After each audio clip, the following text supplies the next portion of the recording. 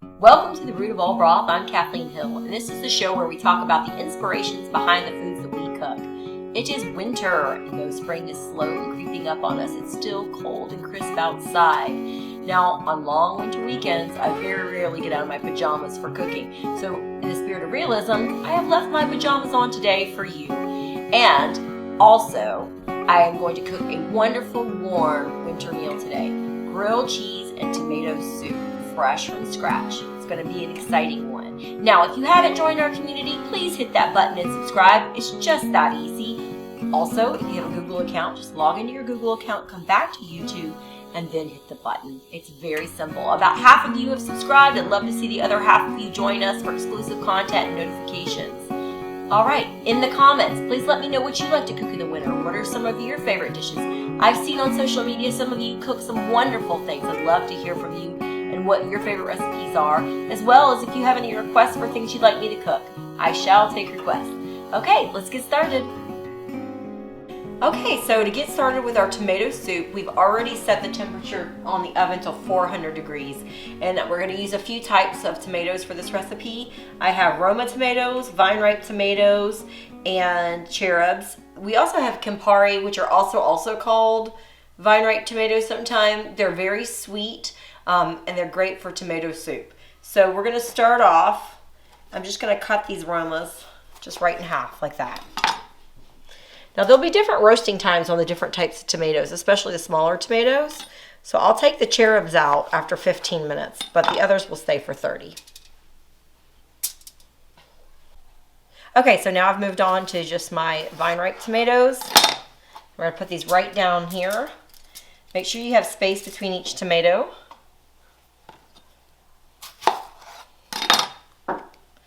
Okay. Now to prepare these tomatoes for cooking or for roasting, I'm going to take my olive oil. I've been using California olive oil because I've heard it's not cut with other types of olive oil. We're just going to sprinkle that with olive oil, and we're going to make sure that they're coated very nicely. So you can kind of swirl it around in there just to make sure that they're coated nice.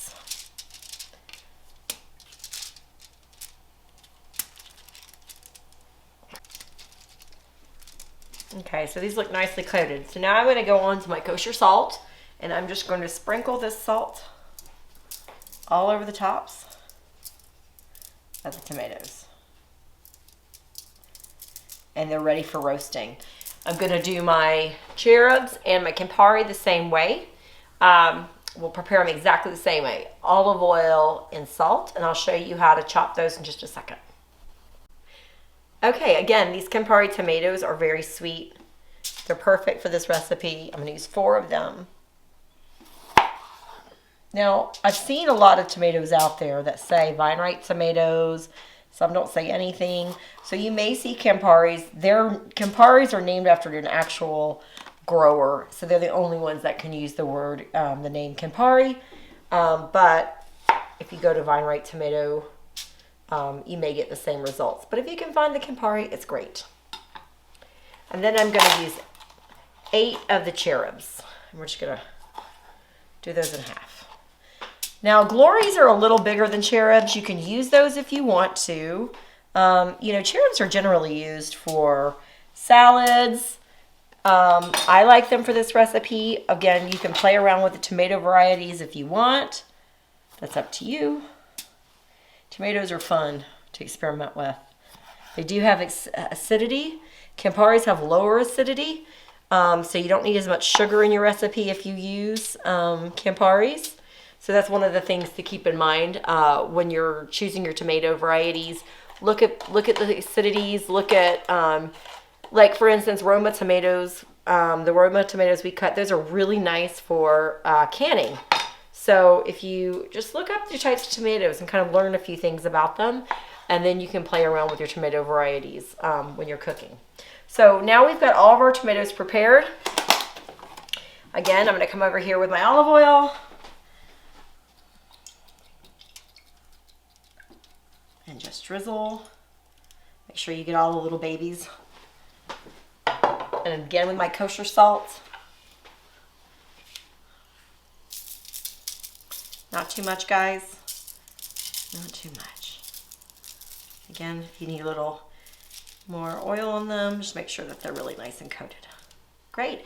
Now it's time for the oven. So we're going to walk over to our oven and go ahead and put them in the rack for 400 degrees. And then again, we're going to take these cherubs out at 15 minutes and leave the rest of the tomatoes for 30. Okay, so now we're going to put our tomatoes in the oven and they're going to roast. I'm going to start with the cherubs on the top rack and my vine ripe that I have over here, Roma, and more vine ripe tomatoes and some Camparis. Put those on the bottom. What I like to do is once I take the cherubs out, I switch the placement of the tomatoes. So I will put those Romas on top and put the other tomatoes on the bottom so they get a chance to roast evenly. So now we have an opportunity to do a few things. Set up for our grilled cheese would be the next thing that we can do because we have 30 minutes for these to actually roast. 15 for the cherubs and 30 for all the other tomatoes. I've got my setup over here. We've got our butter softening for the grilled cheese. We've got some Gruyere. We've got some extra sharp cheddar and some provolone and Parmesan and Asiago shredded cheese.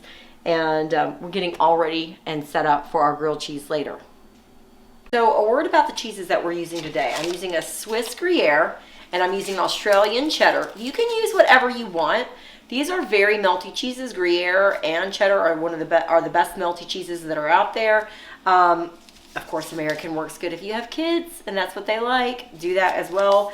But they are hard cheeses. So what you're going to want to do is purchase one of these cheese slicers. It'll make nice slices for your sandwiches. And I'll put a link in the description to all of these cheeses and to this slicer so you'll know where to be able to find it. And then we're going to get ready pretty soon to start slicing our cheese and to start preparing our grilled cheese sandwiches. So I just pulled the cherubs out of the oven and I'm putting them in this glass bowl to save for later. We will eventually emulsiate all these together. You can see how the Camparis and the vine ripes are starting to really plump and look delicious. And these have just beautiful, just bursting with flavor. This off, and then I'll kind of move these tomatoes around a little bit, not too much though, because I don't want to disturb them. Okay, I rearranged the racks in the oven. So now that I've got a little time, I went ahead and chopped one medium onion and then also I minced 2 cloves of garlic. And I went ahead and put them on the stove in preparation for cooking them. We will cook them to the translucent and we'll use about 1.5 tablespoons of butter with those, but I'll come back to that in just a few minutes. Okay, our tomatoes are ready to come out of the oven. They look beautiful, beautiful, beautiful, and ready to use. Nice and blistered.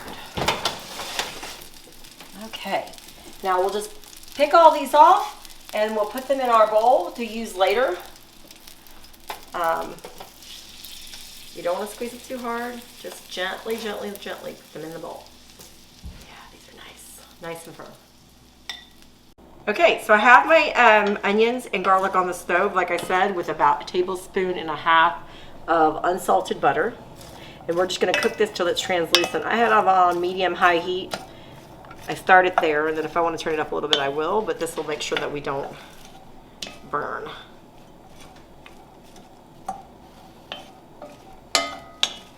Don't you love a wooden spoon? It's my favorite thing to cook with. Also, you might notice my new apron. Thank you, honey, for Valentine's Day.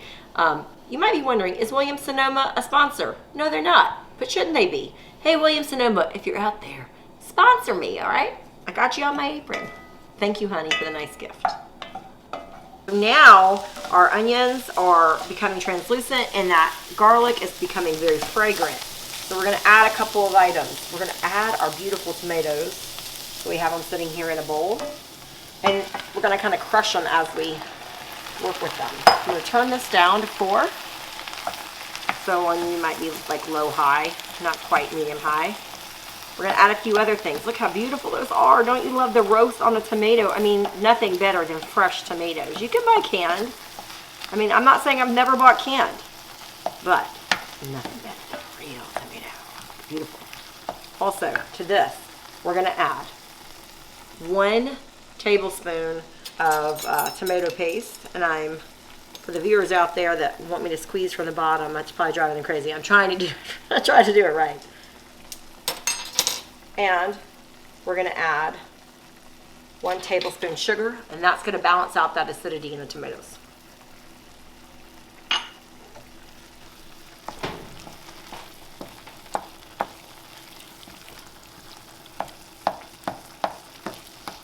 For this recipe, we'll also be using homemade vegetable broth. I do have a link in the description to my other episode where we showed you how to make homemade vegetable broth. There's also a link here. You can click on the link above and it will take you over to that episode. You can use store-bought if you want, but this is the actual vegetable broth I made to go with this soup.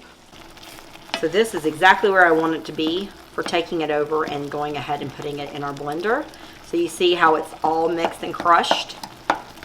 And then that flavor of that garlic and that tomato has had a chance to really get into the tomato. Doesn't that look beautiful? Now we're going to take it over and go to our blender. So I've put 1.5 cups of our vegetable broth in the blender. And I'm going to go ahead and add our wonderful tomato mixture here. Tomato, garlic, and onion mixture. It's going to be hot. Take your time. We don't have to hurry. I didn't use the blender a lot to cook before, and then I started using it. I'm like, God, that's so easy. I hate getting a food processor out. It's the worst. So if you have a nice blender like this, I have a Ninja. It's great to use for cooking because it makes everything easy. Okay, so now I'm going to put the lid on. We've got it ready, and then I'm going to start on medium.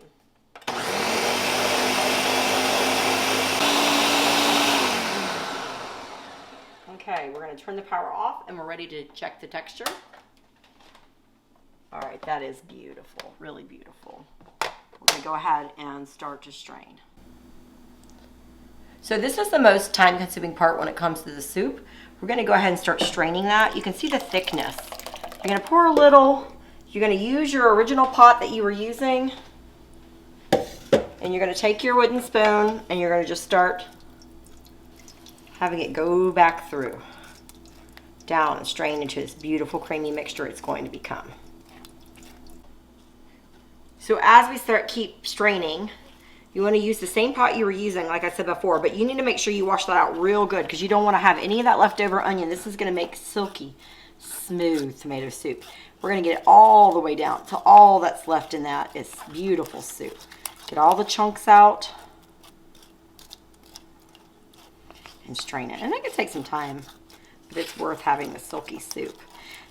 Now once you get this part done, it will be a good time for you to go ahead and start making your grilled cheese sandwiches because we are going to add cream to this soup, and I just don't think it's a good idea to leave the cream in there and sitting on your stove. So you can leave it at this point. You can leave it at any point. You can freeze creamed soup up to 3 months, but I like at this point, like after you do your straining, go ahead and start your grilled cheese sandwiches and then come back to the cream at the end. So we're done straining. This is kind of what it'll look like, the refuse, right? Look at that silky smooth soup underneath.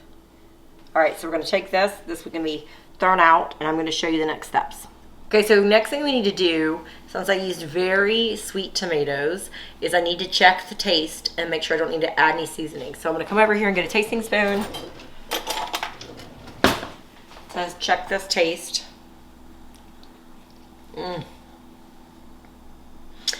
can't tell you the satisfaction of knowing that I made this soup, I made this vegetable broth, I made the roasted tomatoes. It's just a wonderful feeling.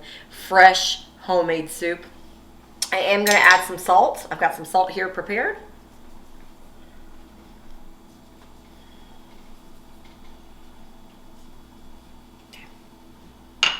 And then I'm going to check again. So I'm just going to give it a swirl. Yeah, let's try it. Absolutely delicious. Okay, so the next thing I'm going to do is I'm going to take my tomato soup. I turned off all the eyes. We're going to put a lid on it, and then we're going to put this aside, and we're going to go ahead and start making our grilled cheese sandwiches. You don't have to turn it on. Just leave it off, covered. If you want to put it in the fridge, you can, but it doesn't generally take you that long to make grilled cheese sandwiches. And if you heard that noise, that was my wonderful children upstairs. It's the music of my life. Okay, so we've sliced our cheeses. We have our cheddar and our Gruyere. I have a beautiful sourdough that I've purchased. My husband does make bread, but this one was not his. This was actually purchased from the grocery store. And you can use whatever bread you like, but I like sourdough for this recipe. Now, sometimes with grilled cheese, I love to add sweetness, like a pepper jelly with a goat cheese and cheddar or something like that. But when you've got sweet tomato soup, you don't want anything sweet in addition to be on your sandwich in addition, because it'll just be sweet and sweet. You want kind of a sharp cheddar. That's why I bought the sharp cheddar from Australia.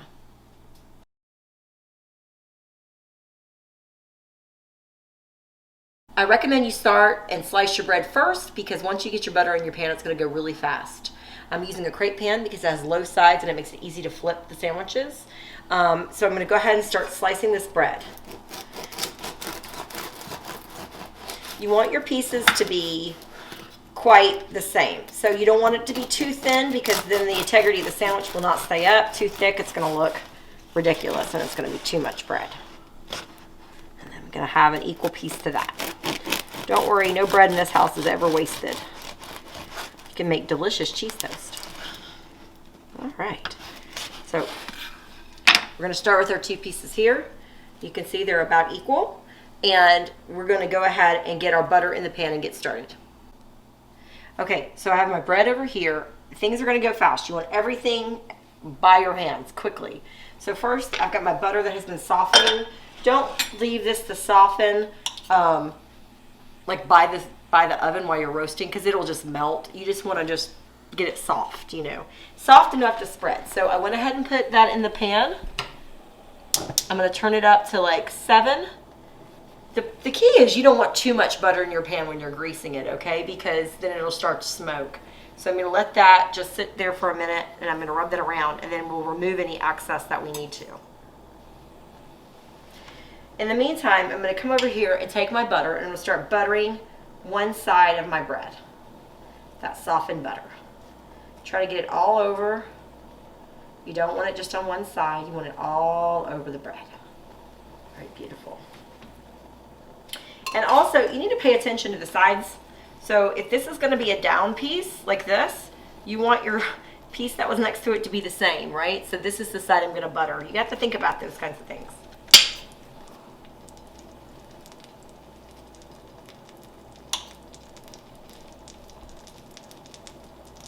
Okay, I won't use too much butter. So you can see over here in my pan, the butter is starting to, I'm just going to take melt and bubble. I am just going to take this pan and take any excess off. Here you go. See, like that? You can just take a paper towel and your tongs, take it off. Now I'm ready to go ahead and put the sandwich in the pan. So first I'm going to start here. Place the buttered side down. Okay. I'm going to take a piece of my beautiful cheddar, a couple pieces of that cheddar. There's never too much cheddar. 3 pieces of that cheddar. It might take a little while for that to melt. Then I got some Gruyere here, gorgeous Gruyere. Okay. And I'm going to let that sit for just a minute. It's going to take a minute for your pan to kind of heat up, get that grill to where you want it to be. So now we're going to add that second piece of bread. And then I'm going to go ahead and just hold on to that and gently, there you go, gently flip it. Now it's starting to brown a little bit, so I'm going to turn this down, but there is a way to get that cheese to melt, and I'm going to show you that tip right now. You can add a lid right here to the top of it, and that will allow that cheese to melt and keep that bread from burning if you just put a little lid on it here, and it will help facilitate the melting of that cheese. I'm going to just do that for just a second. I've got it down on 4 now, and I don't want that. That butter is a high smoke rate where other oils don't, so you're going to see a little bit of smoke. Now, one of the things I do that's different than other people is I add some cheese to the outside of my grilled cheese. Right here. So once you've got this piece and the other piece grilling, and you've got that cheese melting, you can see it's melting beautifully. I'm going to stick this back on it for just a second.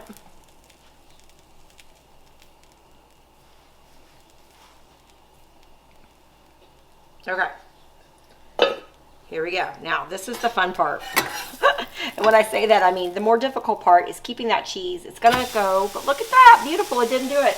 Didn't fall, didn't throw, did it, guys? All right, and that was beautiful. Now we'll add the cheese to the outside of this one. Now, on this cheese, I did add some regular cheddar. You can see it's a more orange color. I did that for some pretty texture and color for the sandwich. And that's okay. Use whatever cheeses you want. I just like differentiation in color a lot when I'm talking about cooking. I'm going to put this lid back on to facilitate that melting of that cheese, because those are hard cheeses, and though they've been out, it will take them a minute to melt. So I have tested it. You have to leave that cheese on the bottom for at least 35 seconds or it'll stick. If you try to flip it too soon, that cheese won't be beautiful like that. It'll stick to the bottom of the pan. So 35 seconds, it bakes right into that crust. Look at that golden color, guys. I'm gonna put this lid back on it to facilitate the melting. Ooh, I want that sandwich. Okay, it's been 35 seconds. We'll take that off. Now let's take a look. If you start to lift and it sticks, this is not sticking at all, guys. Look how beautiful that, oh my God, that is so beautiful. Look at that beautiful grilled cheese sandwich. And look at this cheese melted so beautifully on the inside. I'm gonna cut it open for you guys so you can get to look at the good stuff. All right. Okay, guys, now get you an elf glove or a kitchen glove. You're gonna grab the side of this sandwich, and I'm just gonna cut. Do you like diagonal? Do you like straight down the middle? It doesn't matter. I actually like diagonal. I always have. Oh, yum, yum. Look at that gorgeous cheese. Can you believe that? It is so simple and so delicious.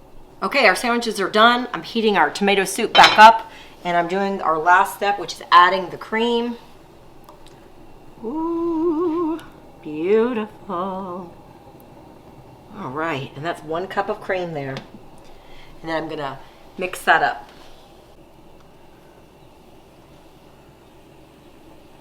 Okay, I am adding that cream to our mixture. This will make about 4 nice bowls of soup, enough for a family. Or enough for 2 people to have a few bowls of soup. But with the sandwich and the soup, it's so hearty, I don't think you're gonna need it. We're just gonna heat this back up till it's hot, and then we're gonna dress it, which I can't wait to show you my idea of dressing tomato soup. All right, so we've got our grilled cheese and our wonderful soup. Now we're gonna dress the soup. I have already made some beautiful Parmesan crisps from that Parmesan Romano and Asiago and provolone mix that I showed you earlier. And you could cook this either in the microwave for 35 seconds, which makes it super easy. Just put it on a plate and then scrape it off with a spatula when you're done, or you can bake it in the oven on 400 for 5 minutes. You kind of have to watch it, depends on how brown you want it, but I like this color here. We're also gonna top it with some fresh basil. So I'm gonna come over here to my basil plant. I'm gonna pluck a few of my leaves off. Don't you love fresh basil? And then I'm going to show you how to cut it. So you just put the 3 of the basil leaves together that I've cut, and then you're just going to come over and roll them like a cigar. And you're just going to chop it. It's so simple and so good to have fresh basil. Don't you love fresh basil? I don't want that end in it. Okay, I'm going to just cut a little more. Okay, so now we've got our beautiful Parmesan crisp that's going to add a little bit of tartness. And we've got that fresh basil for color and for flavor.